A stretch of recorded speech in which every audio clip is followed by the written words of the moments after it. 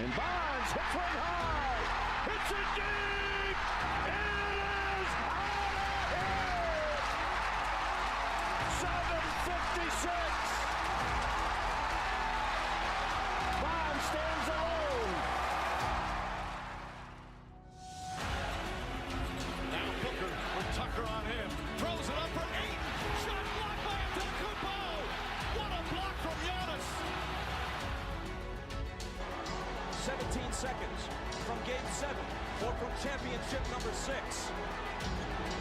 Jordan, open, Chicago with the lead. Minute remaining. And they're putting Curry in the pick and roll, trying to get him on Irving. Irving and Curry, one-on-one. Irving puts it up. It's good. Kyrie Irving from downtown. We're sending it in, Jerome. That's for damn sure. Yes. What is up, everybody, and welcome to the Taproom Sports Podcast. I am your host, Jordan, Stacks on Stacks Lads, joined with my man, Mr. Big Ballin' Ben Larson. How you doing tonight, brother? I'm doing well, man. Enjoyed the All Star Game. I only caught the last 5 innings though, so did miss the big push for the National League, which was a little disappointing. But man, it was a fun game. Really liked what they did this year, having everybody mic'd up, talking to the players while they're in the the field playing, hitting. Like that's something I really enjoy in these All Star games. So really had fun watching that. Busy day, but stoked to be here doing the podcast. How you doing? I'm good, man. I'm good. I had a fun time watching that All-Star game, man. Surprisingly. Well, not surprisingly. I mean, I enjoy baseball, period. But it was crazy. I mean, NL All-Stars didn't get a hit for fucking 7 innings, and it was pretty ugly. But, the way they broadcasted it was really interesting. We're going to get into that in a second. But first, I must mention we are being brought to you by Tavour. Make sure to go to Tavour.com or download the Tavour app straight to your mobile device and use promo code TAPROOM for $10 off your first purchase of $25 or more. Yes, sir. That's craft beer delivered straight to your front door. You do not even have to move. How awesome is that, Ben? Oh, that's great. You drinking anything tonight? I am, man. I am. I'm drinking... Well, actually, right now I'm just drinking I'm finishing off an IPA that I had, but I have this Lead Dog Brewing Company, which I'm going to get to in a second. This Savage fruited sour with pineapple, blood orange, guava, and lactose, unfortunately. Lead Dog's out of Reno, out of Reno, correct? It is out of Reno, yes. Yeah. Reno's got 2 great breweries up there, Lead Dog, and then it's Revision, right? Yep. Revision. Revision, Lead Dog, and then obviously, what's that other brewery that's right by in Auburn? The one that you had a beer from the other day. Knee Deep? Yes, Knee Deep. Knee Deep's like right there too. So I mean, Auburn's still a ways away, but I mean, it's not like it's a ways, but I mean, it's a ways. It's like 3.5 hours. One's on one side of the mountain, the other's on the other. That's true. That's true. I'm going with an oldie but a goodie. Well, I guess it's not really too old, but I'm going with the 805 Cerveza. Nice. It is hot out here in the Bay, so it is time to get out that summer beer, and here we go. Love it, dude. Absolutely love it, man. Well, Ben, obviously it's a midsummer classic. This, Irvin and I were talking last night. This is really the dog days of summer right here. This is really the cool down period before we really ramp up into football. In a month or so. And with that being said, I do have to plug our college football show tomorrow. We're doing the ACC previewing and handicap win totals for the ACC conference. Last week we did the Mountain West, and it was a ton of fun, ton of information. So if you are into college football and you want to make some money, I'm not saying listen to us or tail us. Listen to us.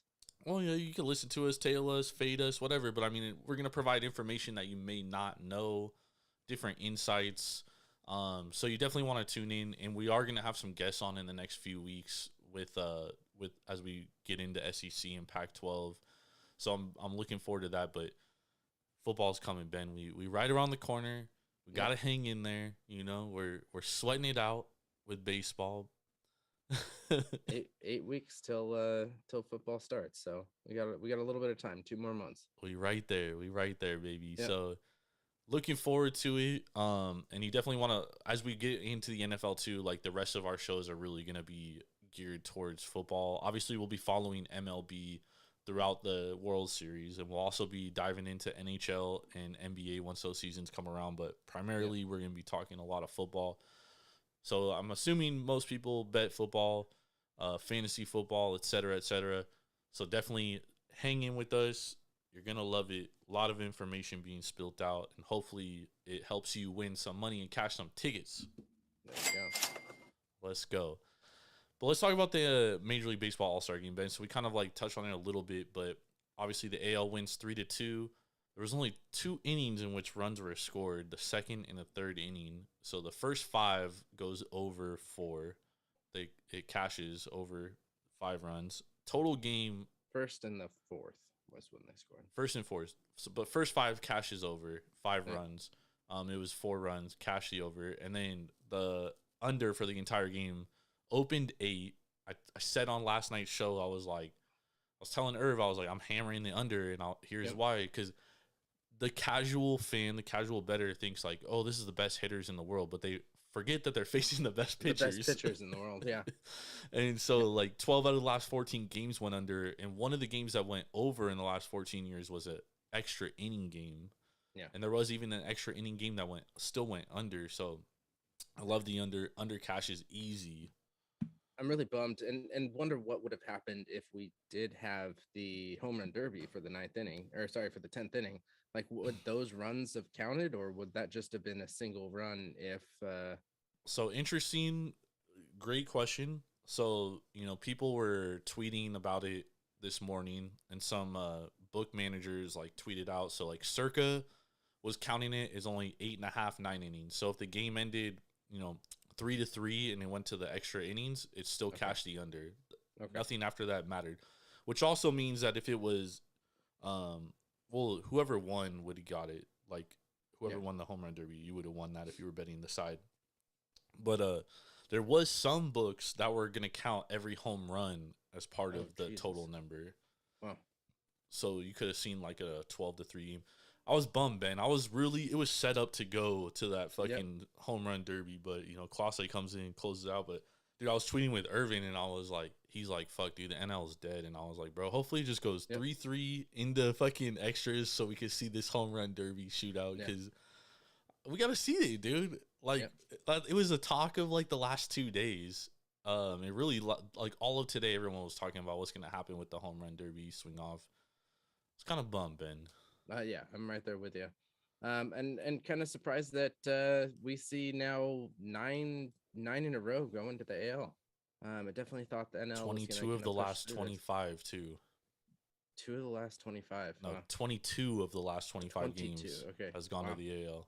Yeah, absolutely nuts. I figured it was the NL year. I mean, both the sides are stacked, but I thought we were gonna see some NL action here. I did too, man. I like the NL team a lot better than the AL, and mostly because of pitching, dude. Yeah. Like, if you were to tell me McClanahan was going to be the one to get hit, I would have been like, dude, you're crazy. Shout out to anyone that took run in the first inning, dude. Cash big, because it was like plus 130 or something, plus 150. Well, same thing on the other side. You said McClanahan. Surprised that Gonsolin got lit up. Hey, but Gonsolin, this is 3 runs. It's time to regress to the mean for him, bro. That's true. And of course, what is it? A Yankee hitting a solo home run. No. Giancarlo fucking he got into a fastball. Yeah. And then Buxton hit one right after. Yeah. But I mean, like, Gonsolin took the W, gave up all the runs of the game, bro. If there was a least valuable player, he was probably it. You know what I mean? But unfortunately, I said it on our show on Sunday. I was like, it's going to be important for Gonsolin and Tyler Anderson and these guys to continue pitching the way they're pitching. And can they do that? Who knows? But Gonsolin's already gone over his career innings, dude. Like, he's already into uncharted territory here. So it wouldn't shock me if, like, we see more of this. I mean, this is 2 outings in a row he's gotten knocked around, Ben. Yeah. And I know it's an all-star game, so he's facing the best pitchers, but still, Yeah. you know, he's getting knocked around, dude. Like, Yeah. I thought, if anything, like, I thought Nestor Cortez was going to give up runs. Paul Blackburn of the Oakland Athletics, who, you know, almost took a commercial flight. Juan Soto took a commercial flight, by the way, to the All-Star game. Yeah. And that's an interesting story in itself. Yeah. But All-Star game, the broadcast band was absolutely phenomenal, dude. It was. You know, something, again, I mentioned it a little bit earlier, but I loved seeing what how happy the players were to be there, how excited they were to be playing with, you know, certain players from, you know, teams that they, you know, will never get a chance to play with. You know, taking this moment as, you know, something that they are so proud to be there. I mean, we saw who was it that you know, basically stopped the game to get his ball because it was the first hit that he had, the guy from the Yankees. Trevino, yeah, because that was his first hit in, you know, an all-star game, and he wanted that ball. You know, seeing Julio and Hendricks, you know, playing with each other with, you know, when Hendricks got that you know, that strike or the pop out, and Julio pretended to throw the ball into the stands because Hendricks wanted it, and then, you know, Hendricks gets down in catcher stance to, you know, catch the ball as Julio's throwing it in. Like, it's just fun to see these guys having fun with players that they'll likely never play with. Yeah, no, I agree 100%. That was awesome. It was also awesome when Manoah was on the mound and they mic'd up the pitcher. I was watching the game, dude, and at first I was like, because Manoah wasn't really talking the first batter, and he was kind of like just doing his thing, you know. He's a pitcher, like he's not used to talking on the mound. And then John Smoltz really kind of took over and started talking to him, and it was like, hey man, like, what are you gonna pitch here?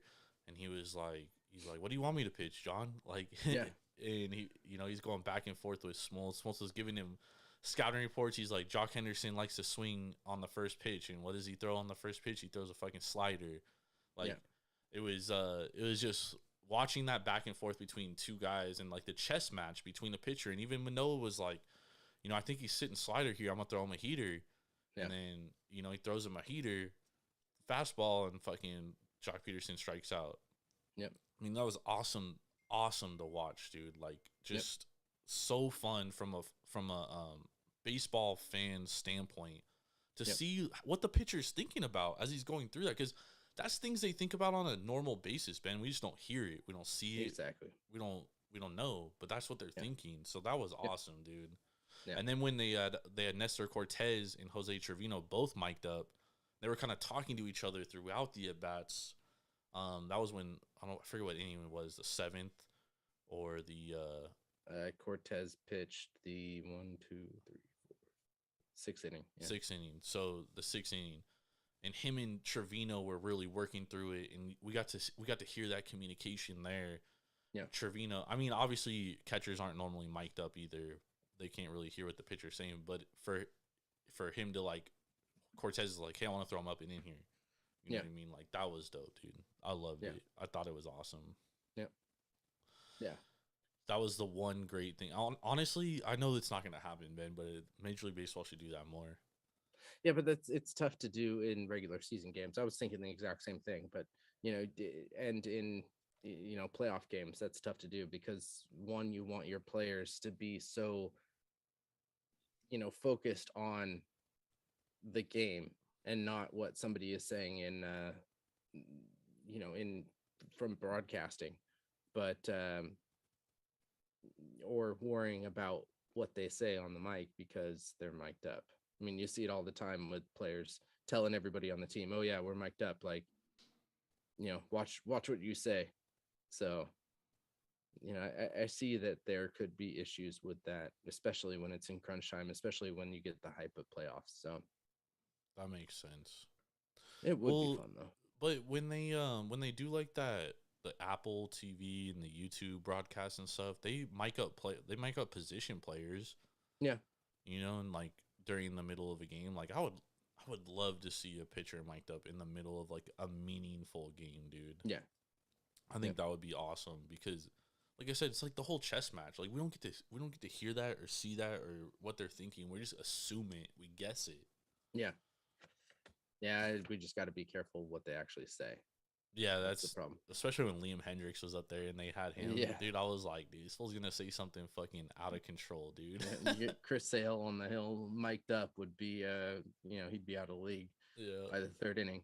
It was crazy. What do you think of Giancarlo Stanton getting MVP? It was like obvious choice, right? 2-run home run, 2 of the 3 RBIs were his. If it wasn't going to go to a pitcher, which I don't think you can really give in, because they're only going an inning. Exactly. Then it had to be Stanton. You had a couple guys who batted perfectly, but like Jose Ramirez only had 2 at bats. Mookie he only got 1. 2 singles too because he let off both times. Yeah. So it was. I think he was the one to deserve it. Even though the offense really just was unimpressive to me. Yeah. Well, I mean, this is how All-Star games normally are, dude. That's why I love the under, because you're going against pitchers and you don't see them twice. So it's like every time you go up against a pitcher, you're facing one of the best guys, and it's like the only time he's pitching. He's pitching 1 inning, so he's usually getting 3-4 outs, dude. Maybe a single, and the ball doesn't fly in Dodger Stadium at night. Like all the home runs were hit when the sun was still out. Once the sun dropped, dude, nothing was flying. There was a lot of balls dying in center field. Yeah, they get that ocean breeze there, pushing it back in. So, nonetheless, though, it was a fun All-Star game. I do want to say too, I think this is my favorite All-Star uniform that we've seen, over the years, with just the solid colors. Your team, trash. Yeah, your team name, and it just in gold. I thought the AL unis were incredible. Yeah, I wish an A's joint. Yeah, I wish the NL had the dark unis so I could get a Giants one. Like those were awesome. Bro, just get a Paul Blackburn A's jersey, dude. Why would I do that? You're a fan of baseball. That's true. I'm wearing a Rockies hat. I'm not a Rockies fan. Should I get a Juan Soto that would Giants be sick, gold one? Dude. No, that's not gonna happen. It's gonna happen. It's not happening, bro. It's happening. It's not happening. You'll cry yourself to sleep that night. It's okay. Dude, I'll be severely pissed because like 2 of the teams I hate the most, the Warriors and the Giants, are going to get 2 of my favorite players, and like I've never looked at KD the same since he went to the Warriors. Mm-hmm. Don't do it, Juan. Do not do it. I'll cry, bro. But I will get a 80s Giants fitted, dude, with like the rounded SF. I like that. I like those joints. I like those ones, like the Will Clark style. Yeah, those are good. Matt Williams at third base. Mm-hmm. Oh, I mean, great kind of. I don't want to say historic team because it's not too. Well, they made it. They made it to the World Series and they lost to a better team. Oh no, I'm just talking about like historic in the sense like 50s, 60s would be historic. Nah, dude. 80s, bro, Ben, the 90s is historic now. It's considered vintage now, dude. We're that old. We are that old, dude. It's only 30 years ago, man. That's considered vintage. 30 years. I mean, imagine when we were like in middle school in 2000, right? Yeah. Late 90s, early 2000s.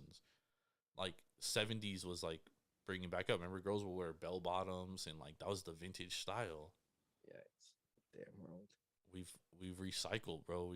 We're old now, dude. We are officially old as fuck. Yep. I need to get a walker. I need my AARP card. Bro. I need the walker, let's be real. Legitimately, dude, like we have a few guys left that are playing professional sports that like were drafted before we were in college. A few. LeBron James, Carmelo Anthony, Tom Brady, Pujols, Cabrera. Nah, Cabrera was. What year was he? He came up when we were in college, I think. Same with Pujols was. He came up 2003, so yeah, when we were in high school. Sorry, I'm aging us, dude. I didn't mean to age us. Yeah, Cabrera's 39, so Fuck, he's that old? yeah. Dude. But he still came up when we were still in college, though. Not when we were in high school. When did he make his debut? Let's see if they have the stats here. 2003. Jesus Christ. He's old. Yeah, he's very old. I didn't realize He's he was very that old, fucking man. old. Yep. That's crazy. Yeah. I think you could put Joe Thornton on that list too. From hockey. That's pretty much an Ovechkin. Even Ovechkin is not that old, but yeah. There's only a few. There's only a few left, dude. Yeah. It's like all these when I was at summer league, it's like I was sitting next to a dude and like his two kids, and me and the dad were talking because like the dad was like only probably a couple of years older than I was, and he had like kids that were like 10, 11 years old, dude. Yeah. And we were talking, and I was like talking with his kids, and like I was just like, fuck, dude, I really am old, dude. Like, that's crazy. Yeah. Here we are, man. Here we are. Yeah. But hey, the older we get, the wiser we get. I mean, we've seen a lot of Yeah. baseball, we've seen a lot of basketball, we've seen a lot of football. Wiser. Yeah, definitely wiser, fool. A lot wiser. All right, before we move on to some news, what's I know we kind of talked about it on Sunday, but give me two teams, Ben, you're looking forward to seeing what they do in the second half. Whether it's what they do trading wise, it could be like a bad team selling off pieces, building for the future. Like, what two teams are you like looking forward to in the second half? I mean, I gotta say the Giants. Washington Nationals. You know, where their 2-3 big guys go. You know, it's gonna be interesting to see how well they restock their farm system, and what they can get for, you know, Cruz, for Soto, for He gone! Oh my God, who's the other? Nelson Cruz, Josh Bell. Josh Bell. Yep. So that's gonna be the big thing there. I'm interested to see where the Yankees go in the second half of the season. We talked about their decline defensively and pitching wise, and you know, they're kind of upsurge offensively. So seeing if they can kind of push things to the end of the year. I think I can say the exact same thing with the Mets. Can they push the, you know, this high level of play that they really have started out the year in, you know, in that first place? Can they hold on to, you know, keep the Braves out of that top spot in the division? Ben, have you ever seen Probably that not. video of that Mets fan where it's like a social media video, by the way, and the guy on the video asked him like, what's the best thing about being a Mets fan? And he's like, it builds character, like it makes you a stronger person. Yeah. You know, like blah blah blah blah. And then he's like, all right, what's the worst thing about being a Mets fan? He's like, May to September. Yep. Exactly. Yeah. So it's those are three teams I'm really looking forward to, you know, to seeing what happens, you know, in the second half of the season. You know, of course, my Giants as well. Can they make that big splash? Are they going to sell people off to kind of refresh, you know, their team again? So, yeah, that's why like I don't see Soto going to the Giants, Ben, because I think Farhan, like he wasn't anticipating them being as good as they were last year, and like he wanted to sell because that's what he does, dude. He comes from Andrew Friedman, he comes from Billy Bean. Like they like to build their own farm system, right? yeah, if you get a player like Juan Soto, though. Yeah, but like, what's your pitching look like? Okay, you got Logan Webb, you have Carlos Rodon. Logan Webb's really been up and down this year, and he really only has one good year. Carlos Rodon, can he stay healthy is the biggest question for him. It's been his biggest question his entire career. But then outside of that, you don't have a lot of good farm hands coming up. You don't have a lot of good young pitchers. Yeah, we'd get rid of our best pitcher prospect if we. Andy would give up, you know, that shortstop, Luciano. Luciano, yeah. You know what I mean? That's like two big pieces right there. So I don't see Farhan doing that. Like that's just not who he is. Yeah. Unless depends. ownership really pushes him to do it. Like, I don't think it would be his decision to do that. Yeah. I mean, it also depends on, how long is Brandon Crawford going to be a Giant? I mean, he's signed old. for 2 more years. He had a career year last year too. He did. Yeah, he definitely did. We've got 2 good catcher prospects, in line here with Belt and Bailey. So, I'm sorry, with Bart and Bailey. So losing one of them wouldn't be detrimental, if you got a player like Juan Soto back. You're absolutely right on losing Luciano, who's what I think number 7, ranked 7th in baseball, maybe even pushed up a little bit higher. I think he went down this offseason. He opened the year like 6. Now I think he's like 8 or 10. Okay, so it's big question mark on can you find somebody else? It definitely won't be as level of talent as Luciano, but shortstops are kind of a dime a dozen. What then?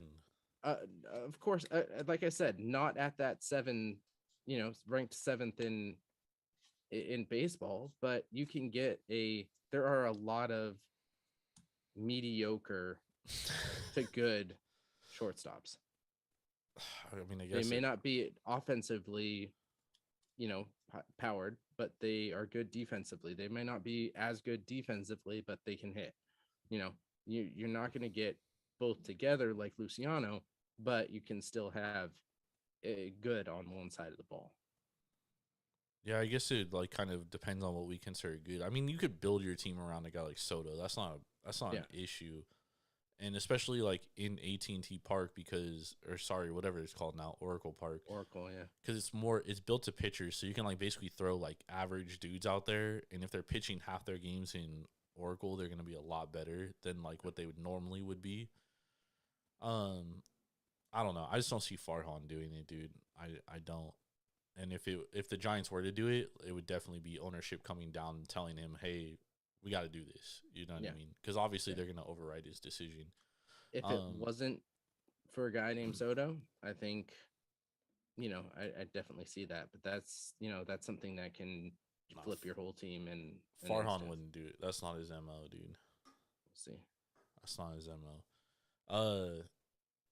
I would say the teams I'm looking forward to, I want to see what the White Sox do, because I honestly think they're going to win the AL Central right now. I think they're the better team. Dylan Cease is incredible fucking pitcher, dude. Ben, you were onto something on that Cy Young watch a couple weeks ago. Wish I put a bet in then. I did so this week because I think that if the White Sox do win the division, he's going to be a big part of it, because every 5th day he goes out there and he gives them an absolute chance to win. And I think that they have the lineup, obviously. We've been talking about it for the last couple of months. Like, when will this team start to click? And I feel like they started to click, took 3 or 4 from the Twins to end the first half. So I'm really looking forward to what the White Sox are going to do in the second half. And then the second team is the Toronto Blue Jays, because that's a team that had very high expectations. And they fired Charlie Montoyo last week. Yep. Almost lost 2 of 4 to the Royals. They did drop the first one, which is really embarrassing, facing a team missing 40% of its players. Yep.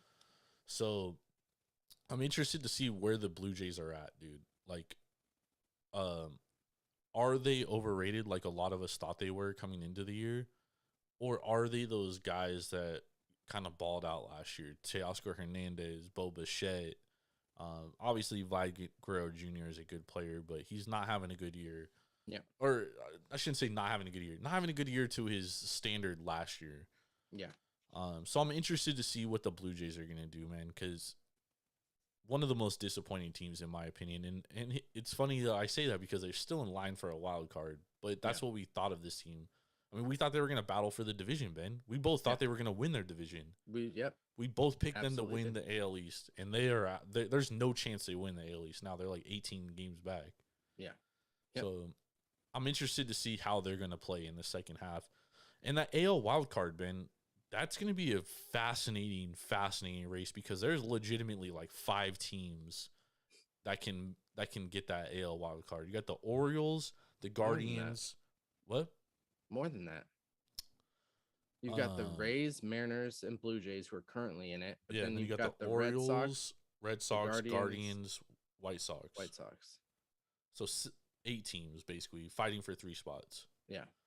So that's going to be a very fascinating race because one trade could swing one of those teams completely, dude. And like, there's rumors that the Orioles are they're looking at Pablo Lopez from the Marlins. I mean, dude, that'd be a huge get for a team like that. Yep. You know what I mean? Because Tyler Wells has been nails, right? Jordan Lyles has been up and down, a little inconsistent. He was really great for like 4 starts before his last 2. But getting a guy like Pablo Lopez that you know is going to go out there every 5 days and give you a chance to win, I mean, dude, that is huge for a baseball team. Yeah. And their bullpen is absolute. They're Dylan Tate,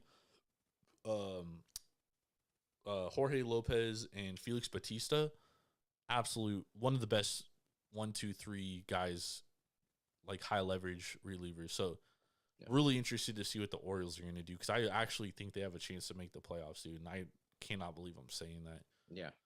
And I wanted to say this on Sunday, Ben, and I kind of mentioned it on our show last night, but I was going to ask you. I asked Irvin this. So people are listening know the answer already if they listened last night. But I asked Irvin this. I'm going to ask you. Who is the least profitable team in the first half of this Major League season? If you bet on them 1 unit every single game, least profitable team. We talked about this on Sunday. Did we? Yeah. No, I didn't. We didn't talk about not on air. Yeah, we did.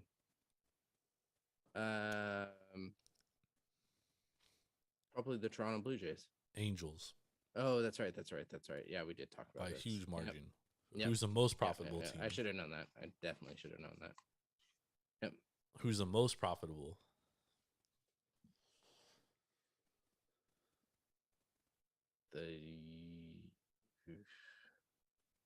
Orioles. Yep, a team in last place, dude. Yeah. In their division. Yeah. That's how crazy betting baseball is. Yeah. But I mean, very interested to see how this second half is going to play out. It's gonna be a great August to September, or August to October. Yeah. Really looking forward to it. All right, let's hop into some quick news and then we'll get out of here. Short show tonight. Obviously, there's not much going on. I don't know if we could bet on the ESPYs. Like, what is there to bet on the ESPYs tomorrow night? Like, how long Curry's opening monologue is going to be? Is there an over/under for that? What color is his shirt going to be? is there bets for that shit? I don't know. I'm sure you can find them somewhere, dude. My bookie usually has those type of bets, so let's see if there's anything for the ESPYs. I mean, dude, you got to get action on something, bro. Yeah, it's hella funny. I was a lot of people on Twitter today were saying, like, oh, I lost a lot of money on the home run derby last night. I'm not gonna bet the All Star game today. Yeah, and then they're like, fuck, I bet the fucking NL to win. Chasing, dude. Don't ever chase. For those out there, do not chase. If you don't like a bet, don't bet it. Yeah. I tell Irvin this all the time, but he doesn't understand it. All right, let's move into these news because I don't see anything for. There's no SP bets. Yeah. So let's talk about some news that kind of happened right before the All Star game. NBA news: Miles Bridges officially being charged 3 counts of domestic violence, felony counts, and child abuse. 1 count of domestic violence, 2 counts of child abuse. 1 count of domestic violence, 2 counts of child abuse, felony counts. Yeah. He gone. I thought you were gonna say that's one big pile of shit. That too. Yeah, it's interesting here, and it's also interesting because of the qualifying offer that they put out to him and didn't rescind by July 13th. So if Charlotte wants to rescind the offer now, they need Bridges' consent to do so. And he's definitely not going to do that. Nah, he's not. I mean, the Hornets are fucked, dude. Yeah. Who would have ever thought a team that Michael Jordan owned would be like this sloppy, dude? Yeah. And to be losing your top scorer, one of your top minutes getter, 20 points a game, 7 rebounds, 3.8 assists. Oh, it's huge. It's a big loss there for the for the Hornets. But I mean, looking at these pictures that his his wife, was it his wife or his girlfriend put out? Yeah. Like he bit the shit out of her. He bit her? He beat the shit out of her. Shit out of her. Yeah. Yeah, it was like Irvin said, dude, like the guy's taking his fucking rap career too seriously or something. Yeah. Like, Yeah.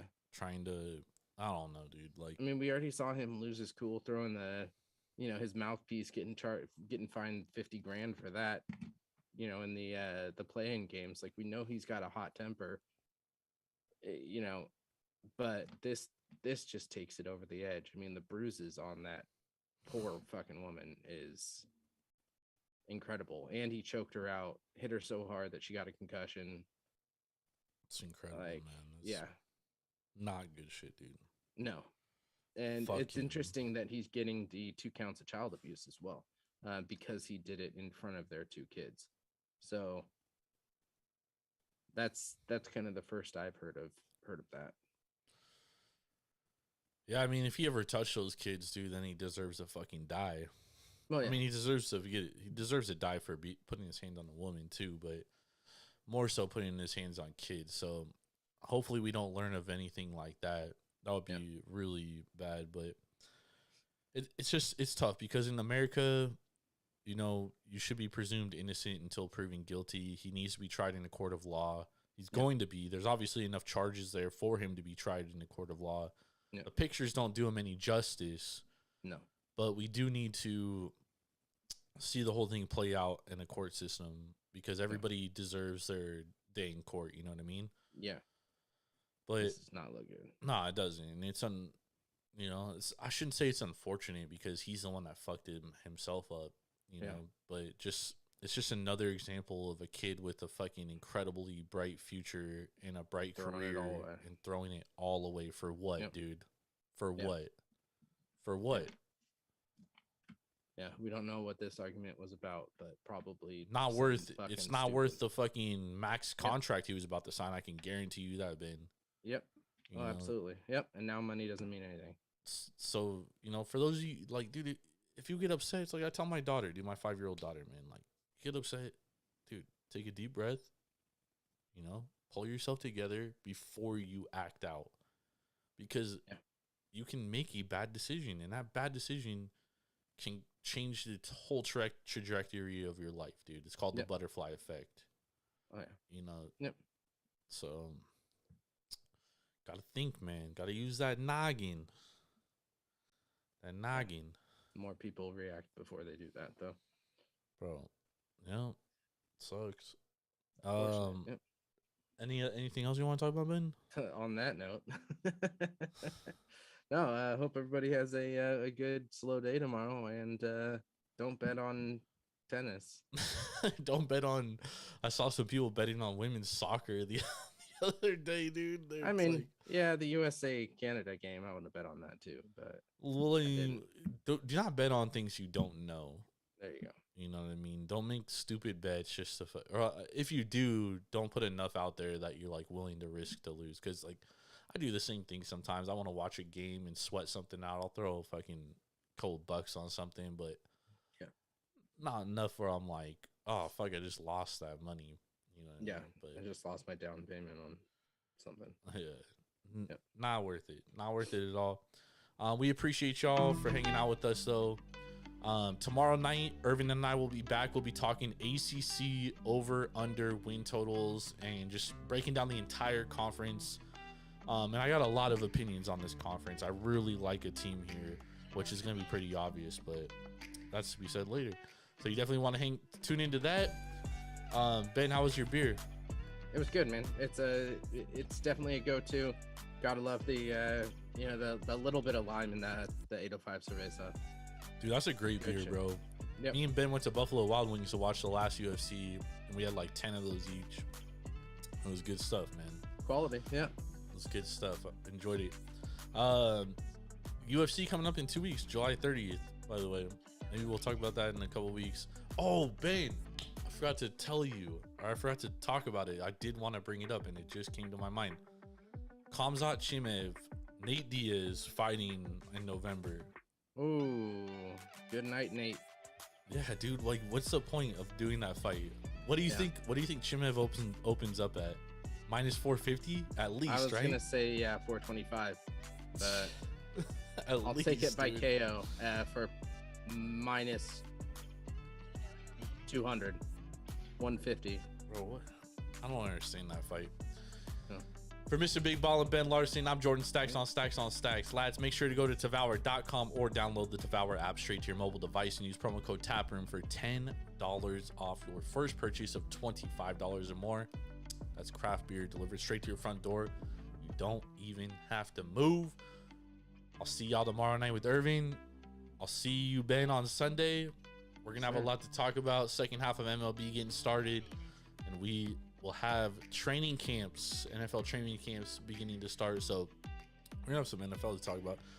We'll see y'all later. Have a blessed Wednesday.